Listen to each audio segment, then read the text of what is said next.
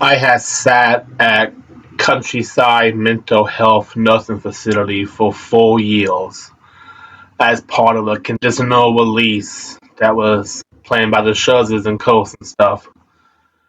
And when I got there, I stayed there for those 4 years. There was no talk or indication of what I needed to do to get out of Countryside. There was no conversation. No one from the Wyandotte County Court System was in contact with me. I was going to get a probation officer, if you will, for lack of a better phrase, but when they said that I was basically not guilty of like a mental disease or defect, they said there was no point in doing that.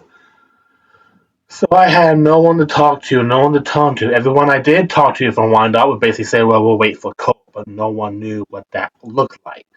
And of course, no one from the Countryside was wanting to help me, and I'll get into that in another video at a later time. But basically, I was stuck, and I had fallen through the cracks of the system, and I was just lost on what to do.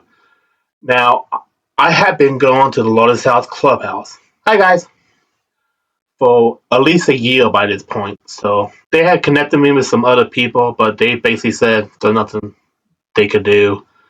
They didn't understand what they could do. Faleo, which is now Astra, tried to help me, but since I was a court order, it wasn't as simple as that, and it's kind of stalled for a while.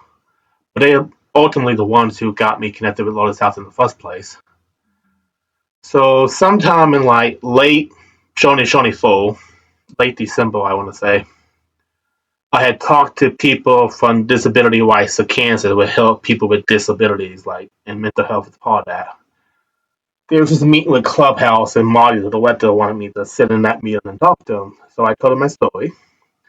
And next thing I know, I'm being connected with a public defender by the name of Danielle Hamilton. Hi, Danielle. And next thing I know, I'm having a hearing with the Shawnee County Court. Basically, the first couple of hearings was just to kind of decide what we were going to do moving forward. And the only thing Wyandotte County has given them was my transfer order. They had given nothing on the actual case. Who the victim was, what the crime was, what the charges was, my jail time, all the state hospitals I've been to, my conditional release order, none of it. It was just the transfer order. So I could basically tell both the lawyer and the DA and the judge were irritated by that. I could be reading into it wrong, but that's just the impression I got by silently observing like I do. So they basically just needed the time to learn about my case. And once again, I'm being told, never had a case like this before. So, okay, learn for me. So, and I can't remember the final details. I wish I had written some of this down. I never knew I was going to make a video about it. But so, first, when Countryside finally found out I was meeting with the Shawnee County Court System, they were basically insisting that they took me to the appointment. Lotus House was not allowed to take me there.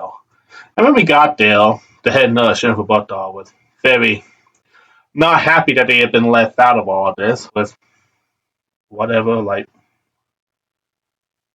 basically, we just agreed to be more transparent moving forward. Eventually, I would be suited up with a therapist, well, not a therapist, a psychiatrist or something. Someone to do a psych evaluation on me to decide if I was ready to move out of the countryside. Let me tell you, I've had my fair share of psych evaluations. It was nothing new to me. So I meet with him. I can't remember his name, I'm afraid, and I can't remember much of what we discussed. But then this all happened like a year ago. But I have been working on my autobiography, Life with Schizophrenia, which I'm going to talk about on this channel at a later time. So all the questions he was asking me, the answer was fresh in my mind because I had been writing about my life up to this point. So we would meet in another hearing to talk to him, and my lawyer got to talk to him, and the DA got to talk to him, and I think the judge had a few questions. But he basically like, yeah, he's ready to move on.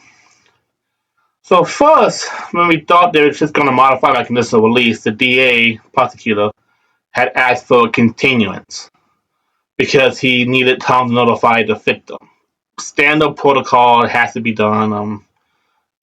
complications because the wives had not even been attempted.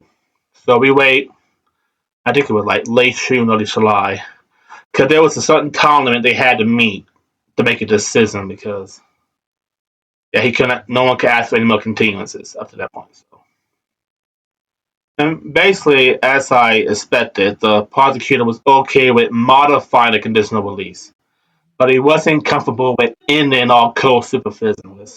I get it. I understand. Basically, the plan was I knew they probably wasn't going to be comfortable with me moving into my own place and not having any supervision whatsoever. So we had decided a long time ago that I would just move into one of the breakthrough group homes. They would become my payee, and there would be some structure and some guidance for there that the coach would be more comfortable with. It's a whole. The main reason I just agreed to go to the group home is the same reason I even agreed to go to countryside in the first place, because I thought my chances of getting out would be greater. So eventually we would meet, and the judge modified my conditional release and gave me the okay to finally move out of countryside after being there for 4 years. Now, naturally, the head nurse was like, well, we'll get him discharged in 90 days. Yeah. But Marty was like, okay, we're going to aim for 30. And obviously, it didn't take 90 days because 2 weeks later, I'm being told you're moving out of countryside.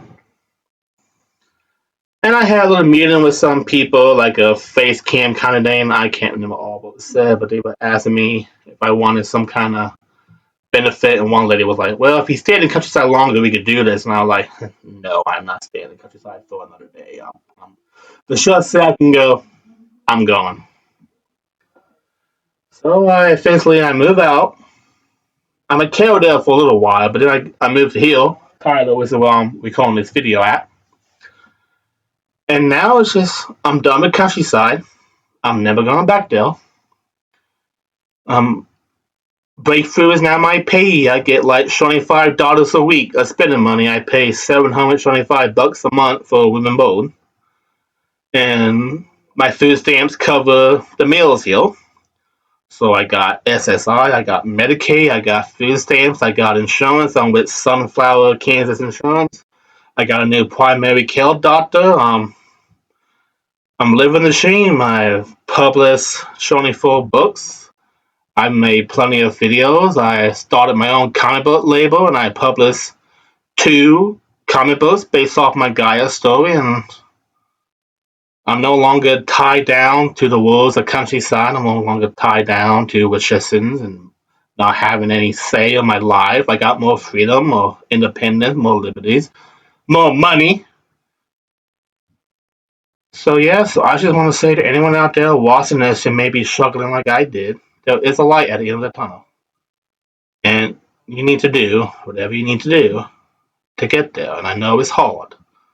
If you're somewhere where they have critical groups, go to those groups. I know they can be boring, repetitive, a pain in the butt, but there is a method to the madness, for lack of a better word. Keep taking your meds and going to therapy and just do what you need to do.